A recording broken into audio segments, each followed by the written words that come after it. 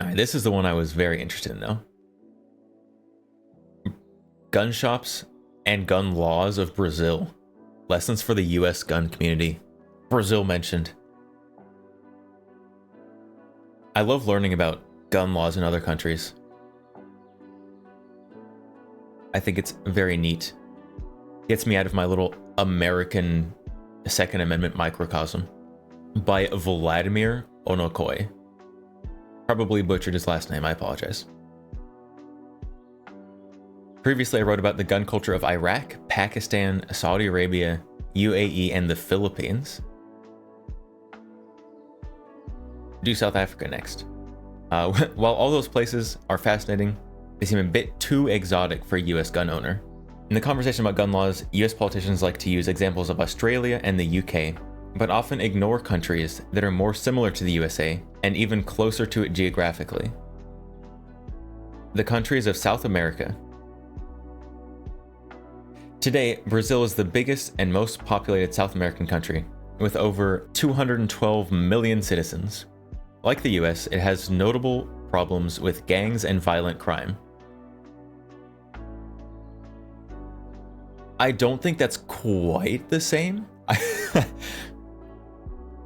Yes, both the US and Brazil have problems. I don't think they're the same, though. And it consists of different states and has a diverse population. Brazil's size and demographics are pretty similar to those in the US. What can we learn from Brazil's experience regarding gun laws?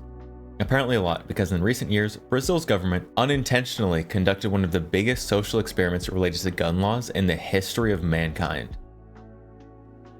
Well, it's a good hook. You've got me invested. We'll see if it's true. History of gun laws in Brazil. Brazil doesn't have a Second Amendment equivalent, do they?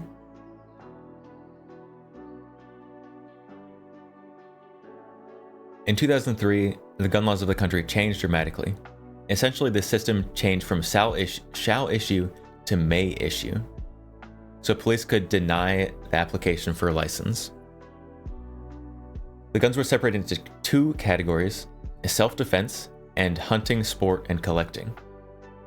Restrictions on calibers were introduced. 9mm and other popular calibers were banned for self-defense purposes, and gun owners were forced to buy .380 ACP, .38 Special, and other minor calibers.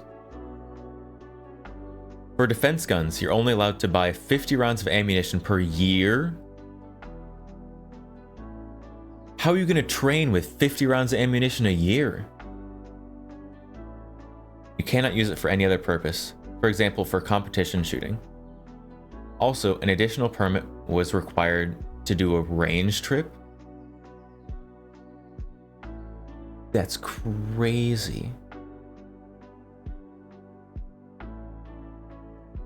Later on in 2017, for the first time, there was an amendment that allowed sporting shooters to carry a gun on the way to the shooting range. Wait, how did they have to leave it at the range before? How did they get it to and from the range?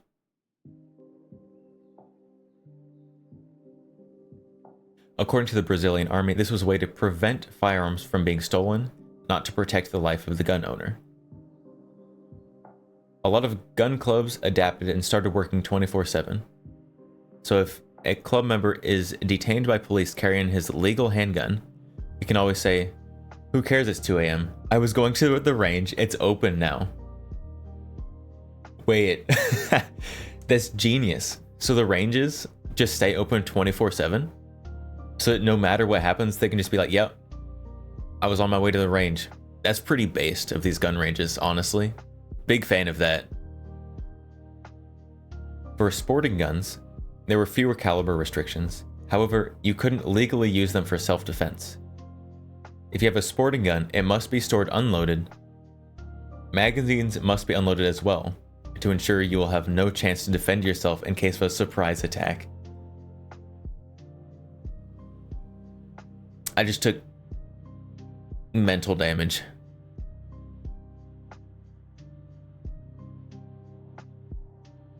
In order to buy a gun as a sporting shooter, you must be over 25, employed, be a member of a shooting club, pass the shooting and psychological qualification. But if you want to buy a gun for self-defense, you have to prove to the federal police that you need this firearm. Some violence may already have happened to you, or it is very close to happening. Generally, it's almost impossible to get a license for a concealed carry firearm for self-defense.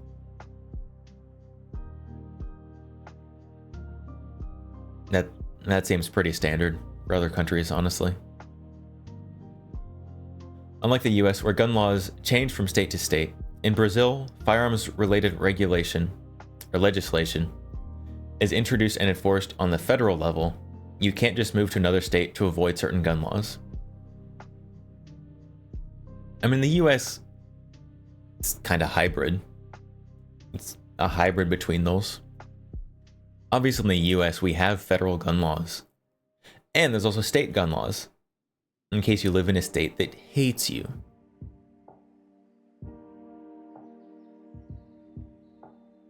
How things have changed under Bolsonaro.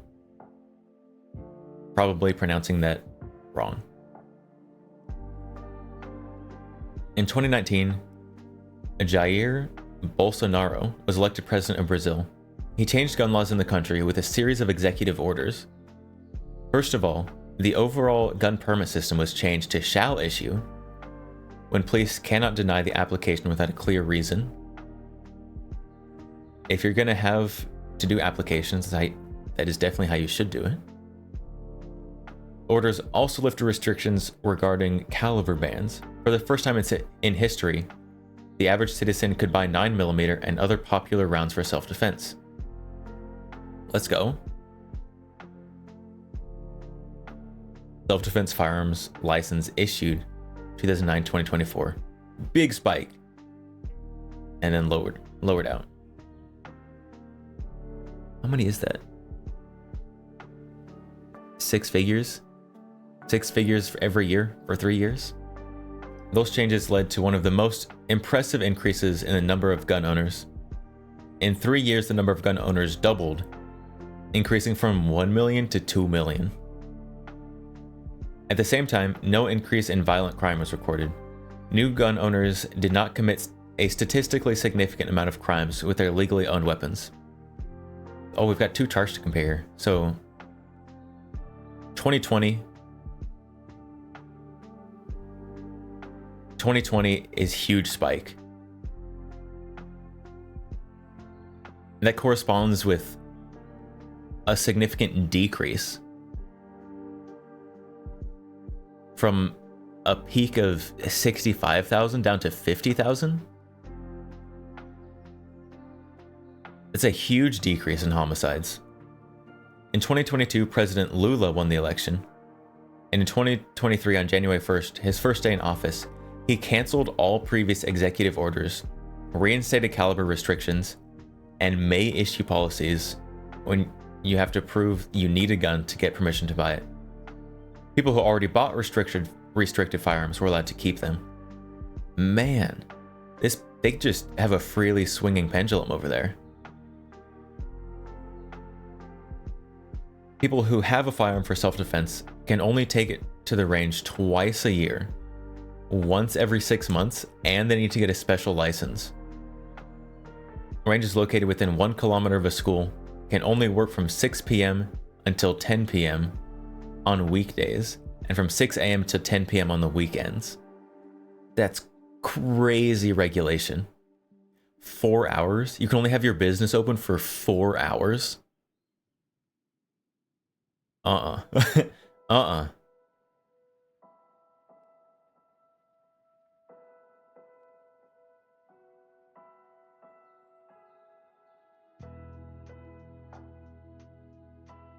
It's a gun license? Okay. If you think this is bad, talk to Gabe about the Philippines with Bong Bong. What is Bong Bong?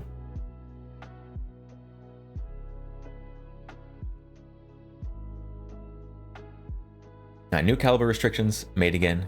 Now, any handgun in caliber more powerful than 407 joules and any semi-automatic long gun is also restricted, even semi-auto 12-gauge shotguns, except 22 rifles, bolt action, lever action, and pump action long guns chambered for calibers with more than 1,620 joules of force are restricted. Restricting calibers by joules is crazy, because that's going to change based on... Few Oofy just traded with 95 viewers. Few Oofy, apparently. Foofy, thank you for the raid. Hello. Hello, raiders. Welcome. 1 hour later. All right, let's get back learning about Brazil. Brazil mentioned. So sporting shooters divided into 4 categories: level 1, 2, 3, and high performance. I want to be a high performance sporting shooter.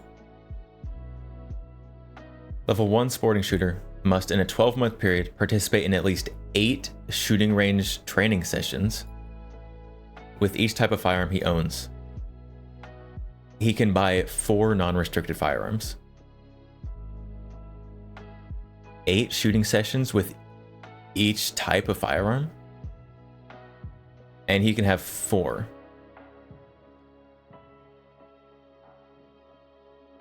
A 32 range training sessions in a 12-month period.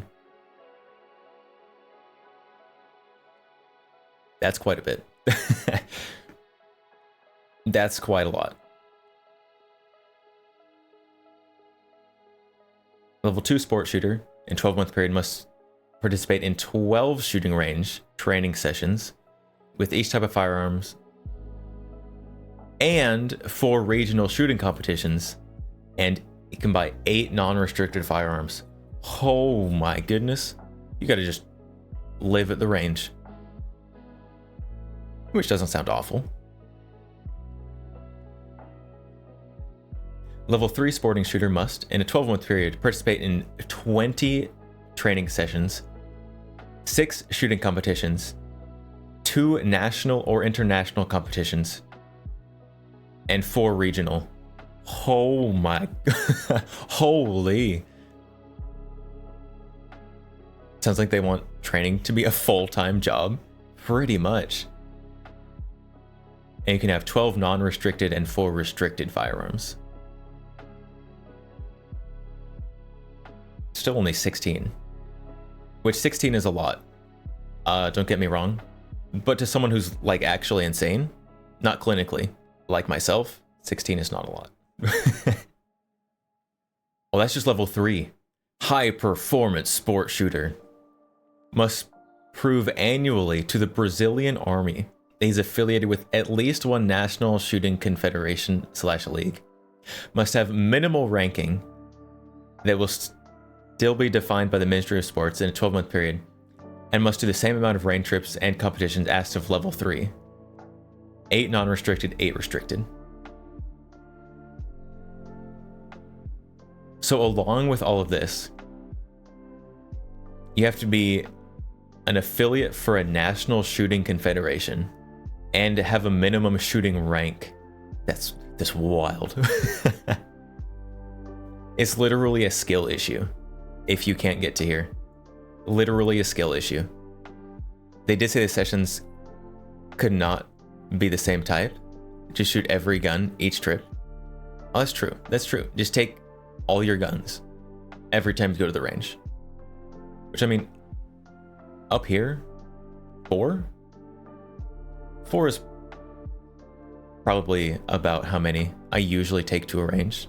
So that's not terrible. We'll be paying those people for the time they'll have to take off work for maintaining their licenses. Probably the people taking time off work. I think pretty much for these top 2 levels, you just have to be a full-time professional shooter. Like an Olympian or something. Just get sponsored. Rich person gamer. Pretty much. The supporting shooter doesn't fit those requirements. He can lose his license and firearms. Big sad. If someone just like showed up and was like, hey, you know that hobby you're really into, sunk a bunch of money in, we're gonna need those. I'm gonna need you to hand those over. Oh my goodness. Oh. It's so over. It's so over.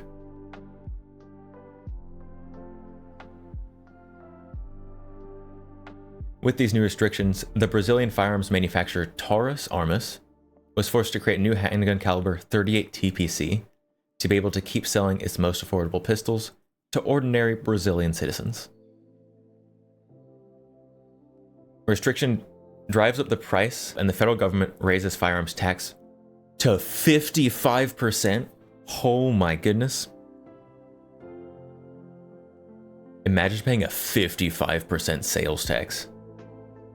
I don't like paying an 8% sales tax. Oh my goodness. That's wild.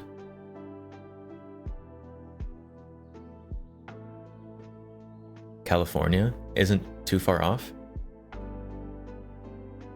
Does California have a firearms tax? Probably. That wouldn't be surprising to me. Imagine paying 55% tax at all. Well, I mean, this is America. You don't pay the 55% all at once. But here in America, you've got income tax, and then depending on where you live, you stack sales tax, property tax, whatever other taxes on top of that. So there's a lot of places in the United States that get pretty close to that, honestly.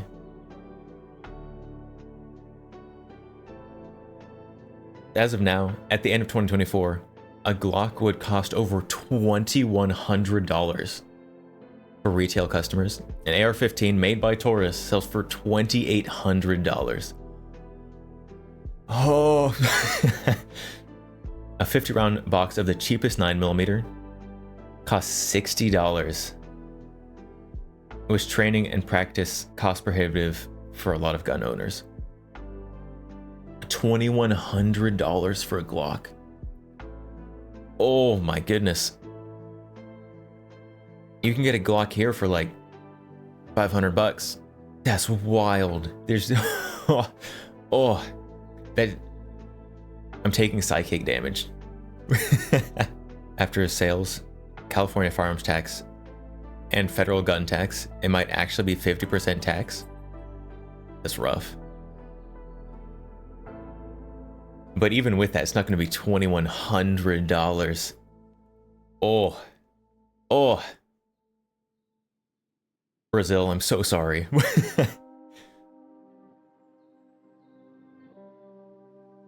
Getting a sporting shooter license takes 6 to 12 months for the whole process, from start until you have a firearms permit and can finally buy it. I mean, for a government license, generally that's not too bad. For the states that still require carry licenses, that's about what you would expect. But this is obviously an ownership license, not a carry license. The example of Brazil shows one troubling truth. Even when an increase in gun ownership does not lead to a rise in violent crime and homicides, many politicians aren't willing to take this data into account and adjust their agenda. And according to the data here, self-defense license issued, huge increase 2020 to 2022, with a decrease in homicides. It seems to have an inverse relation.